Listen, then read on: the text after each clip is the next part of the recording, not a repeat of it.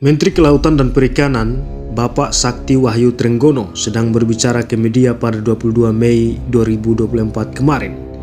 Ia mengatakan rencananya untuk menambah 2 pemodelan atau modeling rumput laut yang ramah lingkungan di Kabupaten Rotendao, Provinsi Nusa Tenggara Timur, dan di Kabupaten Maluku Tenggara, Provinsi Maluku. Dijelaskannya 50 hektar kawasan akan digunakan untuk proyek budidaya itu, masing-masing 50 hektar, sama dengan yang sudah dilakukan di Kabupaten Wakatobi, Provinsi Sulawesi Tenggara.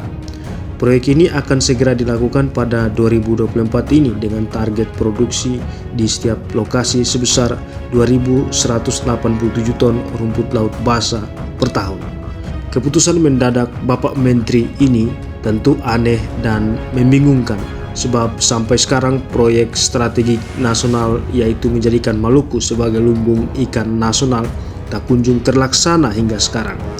Padahal sudah banyak tenaga, waktu dan pikiran yang dihabiskan oleh pemuda, masyarakat, pemerintah daerah maupun pemerintah pusat perihal proyek lumbung ikan nasional. Akan tetapi proyek itu sampai sekarang tidak berjalan. Sikap Menteri KKP yang berubah-ubah dan tidak konsisten ini jelas merupakan upaya untuk mengalihkan perhatian dari program lumbung ikan nasional ke budidaya rumput laut. Sebuah sikap yang tidak bertanggung jawab, mengecewakan dan membingungkan. Di tengah meningkatnya harapan atas pengelolaan sumber daya perikanan yang melimpah di Maluku, bersamaan menguatnya keinginan untuk bergerak lebih cepat dalam satu komando antara pemerintah pusat dan daerah perihal masa depan kebijakan lumbung ikan nasional. Oleh karena ketertinggalan yang masih jauh serta desakan keamanan dan ketahanan pangan nasional, Pak Menteri justru mengalihkan perhatian pada budidaya rumput laut. Parahnya lagi, bukannya terlebih dahulu memberikan penjelasan tentang alasan dibalik perubahan fokus ini, yang terlihat justru menambah daftar kebingungan dan keraguan atas keseriusan pemerintah dalam mengatasi masalah ketahanan pangan dan sektor perikanan secara menyeluruh. Tindakan tersebut jelas terkesan sebagai upaya untuk mengalihkan perhatian dari kegagalan dan kelemahan dalam merancang dan melaksanakan program lumbung ikan nasional. Alih-alih menghadapi tantangan yang dihadapi program tersebut dan mencari solusi yang efektif, Menteri KKP RI memilih untuk mengalihkan perhatian dengan mencoba mengejar tren baru seperti budidaya rumput laut.